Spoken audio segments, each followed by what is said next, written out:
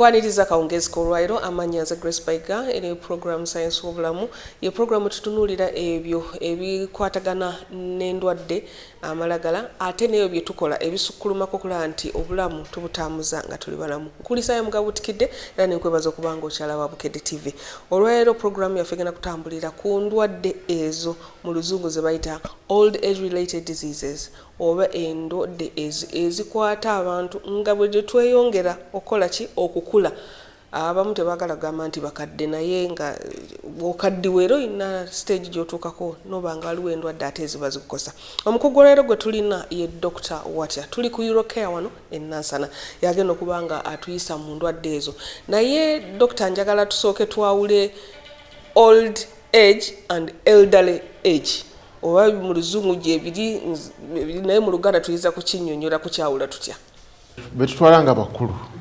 bebasuka emyaka 40 naye obukadde nga bwe tukimanyi mu kigambo mu bulamu bwaffe nti bukadde omuntu waligambye nti omuntu senior citizen yes okuva ku myaka 6 naye ate bwe weeyongere nnyo ate nayo n'ofunirayo ebirwadde ebyeyongera kugamba bitandika mpola mpola ate ne bituuka mu myaka ejja waggulu mu 7-8. Okay.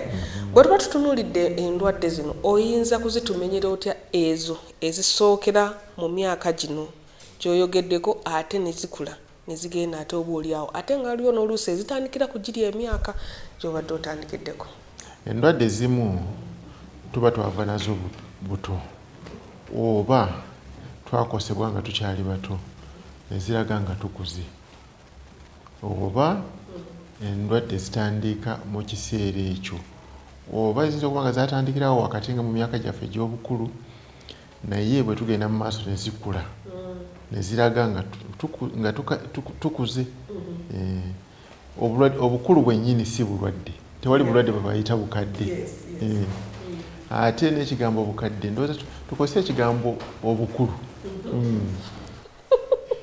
abantu batya obukadde kubanga obukadde oba kiri neeyisa ya muntu oyinza okusanga omwana ow'emyaka 40 zemuyise mwana nga mukadde mu neeyisa ye kugamba alina ebintu byakola ebimuleetera okukosebwa n'abeera ddala omunafu ng'omuntu omukulu omukadde ennyo naye ate n'osanga omwami wa myaka 80 naye nga bw'omulaba byakola byonna bingi nze nayo bemanyi 80 agenda mujinja nange mumanyi misuseera mugalwe kawaalaawo myaka 83 naye akola ebintu byotayinza kulowooleza nti omwana omuto w'emyaka 4 asobola okubikola ate owe 18 bw'awulira emyaka 4 agamba nti wo oyo mukadde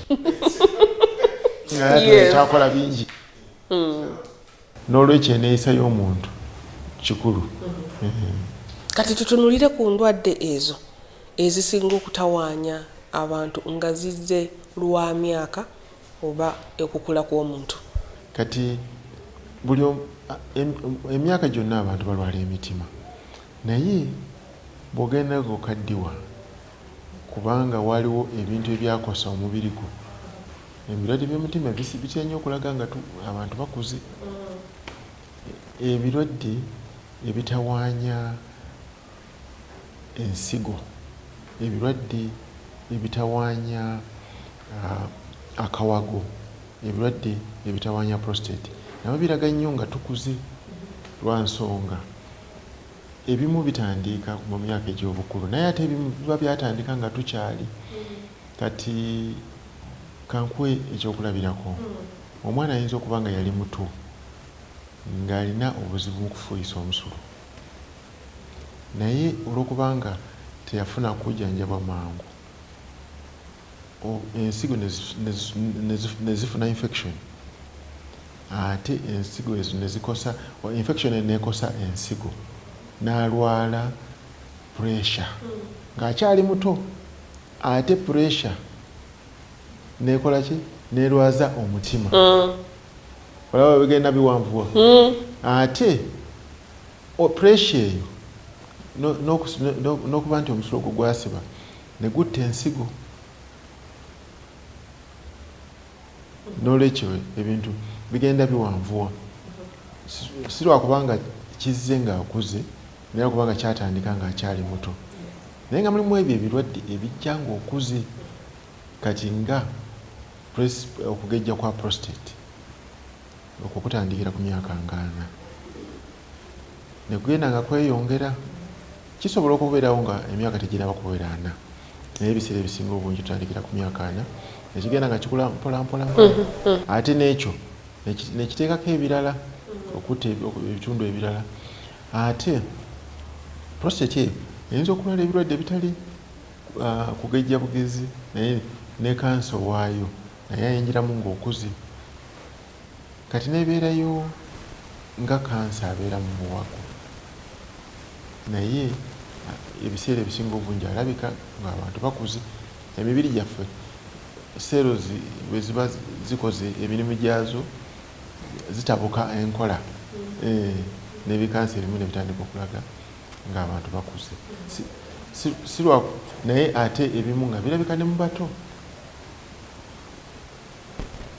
N'olwekyo bintu bingi nnyo ebiraga nga tutandise okukula.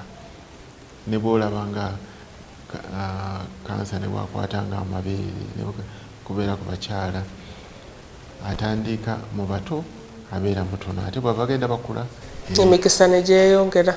Waliwo omwana lwayinza okuba nga ali mu myaka emitoototo n'akaaba endwadde ezimu kugeza nga ez'amagumba ez'ennyingo, bamugamba omwana endwadde zino ezikola olinga omuntu akaddiye.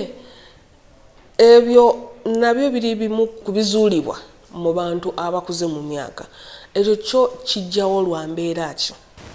Mubeeramu ebintu ebirabika mu bakulu nga tukimanyi nti bibeera mu bakulu naye ate ne bikako emyaka okusinziira ku kitundu omuntu waali, kubanga ffe mu busawo tugamba nti waliwo kye bayita exposure. Bw'obanga ekintu wakifuna ng'okyali ate n'omusaayi gwennyini enkula yo ekkiriza amangu ekirwadde ekyokujja. N'olwekyo enkula y'omubiri ne exposure nekigambo ekyo mu Luganda ekintu ekikutuuseeko tugambe walya ebintu bwe biti naye nga byebitira okuleeta endwadde wegundi kwegamba oba gye wayitira gye wakulira bye walyanga bye wakolanga. Kati bwe tuba tugenderedde bubonero ki omuntu bw'ayinza okutunuulira mu myaka egyo egikuze n'ogamba nti kati nno nandibange namuse etuuse ku nnyooge kati nange nnyingidde endwadde ezo ezijja olw'emyaka? Omanyi obulamu obulungi bw'obanga oyagala okwerabirira tolinda kintu kukulaga weetwala weetwala ow'omusawo. Uganda dokita kati bwagala kebera lumu mu mwaka ne bakola ka profile full body check up abamu bakagamba executive profile ne omusawo n'akeberako n'akuggyako omusaayi ne bakubako n'okufaananyi olumu ogenda okulaba nga bazuddeyo akantu ate akantu ako tekanaba kukula bwe bakakolako ne kawonera ddala. Olumu bw'olinda ogenda okutuuka mu maaso nga tebakyasobola kukijjanjaba ekirwadde ekyo. N'olwekyo okulinda si kirungi. Nsaagala ngambe muntu nti bw'olaba nga kino ng'olwo ebizibu bitandise naye bw'ofunye ekintu kyonna ku mubiri nga si kya bulijjo genda ow'omusawo weebuuzeeko kiki. Olumu tulaba ekintu n'okiyita ekyokusaaga ogenda okulaba nga kintu ky'amaanyi. N'olwekyo bw'ofuna akantu akonna ne bakaba nga tokafunye naye nga kalabika si ka bulijjo neewulira bw'obanga towulira bulungi weebuuze ku musawo. Ekintu saagala mukitwale nti buli kaseera ekintu kigenda kyokka. Ebintu ebisinga obungi ku mubiri tebyetwala. Katusooke tuwummuliremu wano ate oluvannyuma tukomewo n'emboozi ey'endwadde ezo ezitulumba mubiri gyaffe olw'ekikula oba emyaka gyaffe okubanga gine. Tuli ku Eurocare wano e Nansana, eddwaliro lyokka erijjanjaba endwadde ezo ezitawaanya sisitemu etambuza omusulo. Kuno nga kwe kuli ensigo, kwe kuli akataago, ate tebatunuulidde baami bokka wabula n'abakyala. Oba olina n'abaana abagwa mu kkowe eryo, naawe teweesuulirayo gwa naggamba bane bulaba buliro waaboobe nga naawe omugagga okutuokola ki oteekayo. Katuwummulemu katono oluvannyuma tukomewo.